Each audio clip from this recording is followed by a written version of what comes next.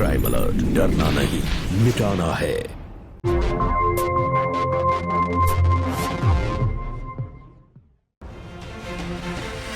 ये तो कुछ भी बोलती है साहब। इसके जहन में बैठ गया है कि हम इसे मारना चाहते। मन गढ़ंत कहानियां बना रही है। और ये सब्जियां तेजाब से जली हुई, ये मन गढ़ंत तो नहीं हो सकता है। और इनकी ये भी शिकायत है कि ये आपको अपनी हवेली का वारिस नहीं दे पाई, इसलिए आप इन्हें और अपनी बेटी को अपनी जिंदगी से बेदखल करना चाहते हैं। शिकायत तो है इंस्पेक्टर साहब। इतने बड़े हवेली का एक ही वारिस, हमारे बाद कौन संभालेगा ये जागीर, ये जायदाद, ये हवेली। लेकिन इंस्पेक्टर साहब, इसका मतलब ये तो नहीं कि हम अपनी बेटी और बेगम को मरवाना चाहते। और अगर इनके साथ ऐसा कुछ हुआ है तो इसमें हमारा हाथ नहीं है। हम तो अपने काम में मसरूफ। आप पूछ सकते किसी से। इंस्पेक्टर साहब, हमें यहां बुलाकर जलील करने से बेहतर यह होगा कि आप तहकीकात करें सही ढंग से। बेगम साहिबा से पूछ लीजिए, पूछे उनसे, उन लोगों का चेहरा तो देखा होगा उन्होंने। इंस्पेक्टर साहब, हमारा वक्त जाया ना करें।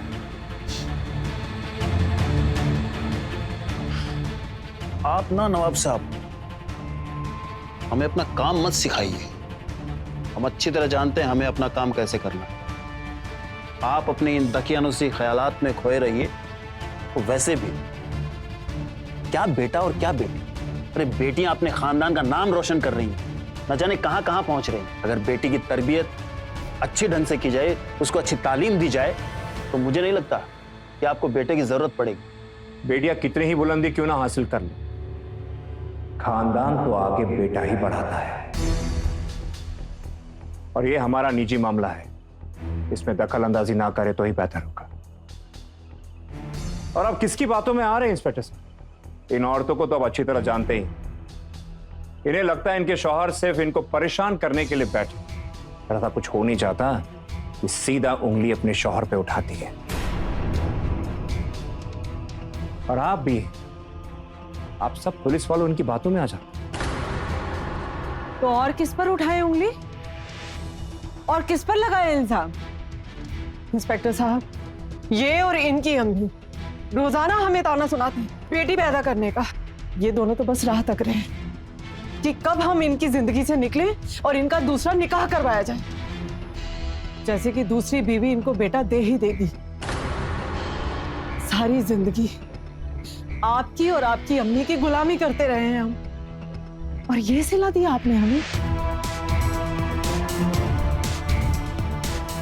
नाज़नीन जी, आप फिक्र ना कीजिए, जिसने भी आपके साथ किया है पकड़ देंगे उसे हम। तब तक ये लोग हमारी जान न ले लें। नहीं, आप चिंता मत कीजिए, कोई हाथ भी नहीं लगा सकता है आपको। नवाब साहब, एक बात का ख्याल रखिएगा, जब तक ये मामला सॉल्व नहीं हो जाता है, नाज़नीन जी को कुछ होना नहीं चाहिए, नहीं तो पूरा जिम्मा आप पे होगा। समझ रहे हैं आप? और फिर पूछताछ के लिए नहीं, सीधा अंदर डालूंगा, जेल की हवा खिला दूंगा आपको। वैसे भी आप तो पढ़े लिखे मालूम होते हैं मुझे, कानून वानून तो जानते होंगे। हमारे इंडिया में औरतों के खिलाफ जो जुर्म होते हैं उनके लिए बहुत सख्त कानून है। वारंट की जरूरत नहीं पड़ेगी मुझे गिरफ्तार करने के लिए। इसलिए अगर आप अपनी जिल्लत नहीं चाहते हैं, अपनी इज्जत बचाए रखना चाहते हैं, तो इनको कुछ होना नहीं चाहिए। अगर आपका हो गया है तो हम जा सकते हैं। फिलहाल के लिए जा सकते हैं आप।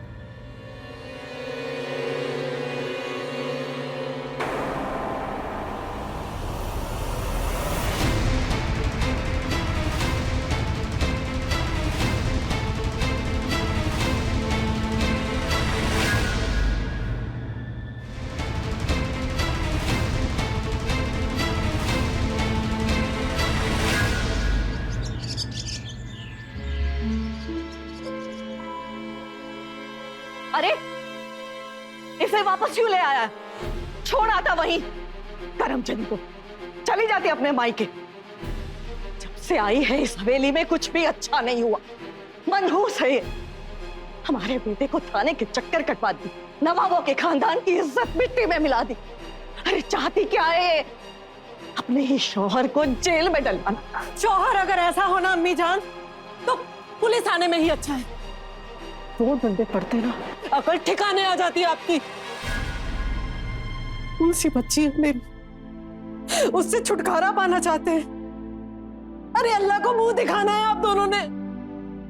अपनी ही बीवी को मरवाने की कोशिश कर रहे थे, क्या मुंह दिखाएंगे अल्लाह को? जवाब दीजिए। हमारे बेटे को क्यों कोस रही है? बददुआ तो इस हवेली को लगाई है तुमने, बेटी पैदा करके। अब तो छोड़ो हमारे बेटे को, करने दो उसे दूसरा निकाह, होने दो पैदा वारिस इस हवेली का। एक बीवी तो आपके बेटे से संभाली नहीं गई अम्मी जान, दूसरी कैसे संभालेंगे ये? पर खुदा का खौफ खाइए, आप भी एक औरत है, उसी नाते मेरा दर्द समझिए। और रही बात आपके खानदान को बद्दुआ की, तो वो मेरी नहीं लगी अम्मी जान। बद्दुआ तो आपके खानदान को पहले से किसी की लगी। न जाने कितने मरे और मारे गए हैं आपकी इस हवेली में जायदाद के लिए। किसी ना किसी मां की हाय तो लगी होगी ना। कोई वारिस पैदा नहीं होने वाला आपके खानदान में। और सब जानते हैं आपकी इस हवेली का इतिहास। कौन देगा आपके बेटे को अपनी बेटी, बताइए? पहले तुम निकलो, हमारे बेटे के दूसरे निगाह के लिए लड़की हम ढूंढ लेंगे। तेजाब से तो बच गई हो, हम नहीं छोड़ेंगे। निकट जरा सी भी खरोंच आई ना अम्मी जान तो खैर नहीं, आपकी और आपके बेटे दोनों की। एक बार तो पुलिस थाने जाके आ चुकी, अब दूसरी बार गई ना, माँ बेटा दोनों जेल में चक्की पीसते रहोगे जिंदगी भर। हाथ मत लगाइएगा आज के बाद। देख लेंगे, चल तू निकल पहले। अम्मी छोड़ दीजिए इसे। निकल। अम्मी तो छोड़ दीजिए इसे। क्या कर रही हैं? इसके मुंह क्यों लग रही हैं? जेल भिजवा के रहोगे क्या? अम्मी आप अपने कमरे में जाइए प्लीज। एक तो लड़की पैदा की, ऊपर से हमारी छाती पर मुंह पीस रही है। वहीं जलकर मर जाती तो अच्छा होता।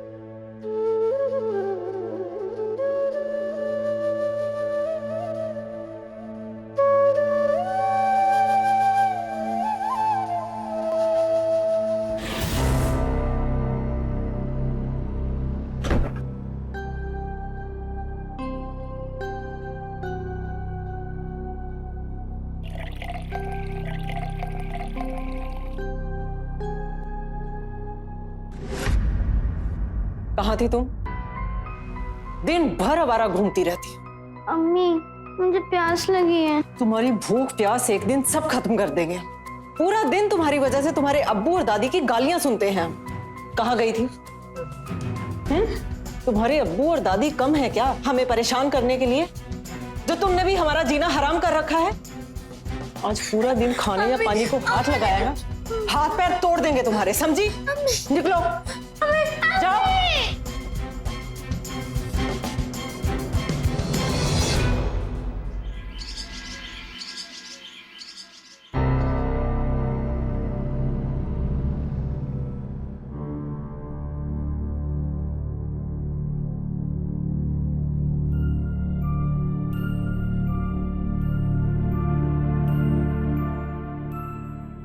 ले खाना खा ले, खा ले अब।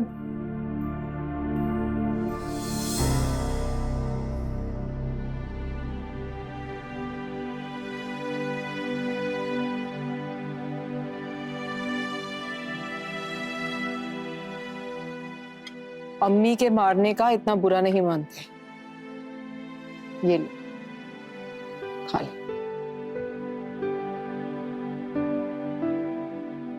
हम औरत जात हैं बेटा, इसलिए डांट, गालियां, मार जो भी मिले सारी जिल्लत सह लेना, लेकिन खाना हमेशा खाना, वरना भूखी मर जाएगी। हम औरतों को पूछने वाला कोई नहीं होता। अल्लाह ताला हमें पैदा ही सहन करने के लिए करता है, इसलिए आदत डाल ले, सीख ले ये सब।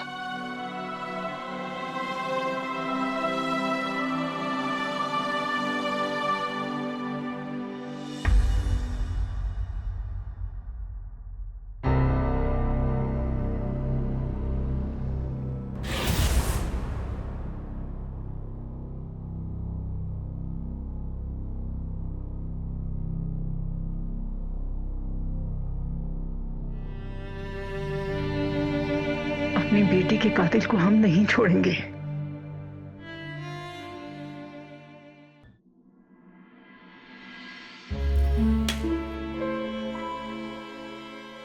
तुम्हारी बहन ने भी बेटी पैदा की है अशरफ मियां। क्या फायदा हुआ हमें दूसरा निकाह करके? क्या करें? पहली बेटी को तो मार दिया, दूसरी को भी मार देंगे भाईजान।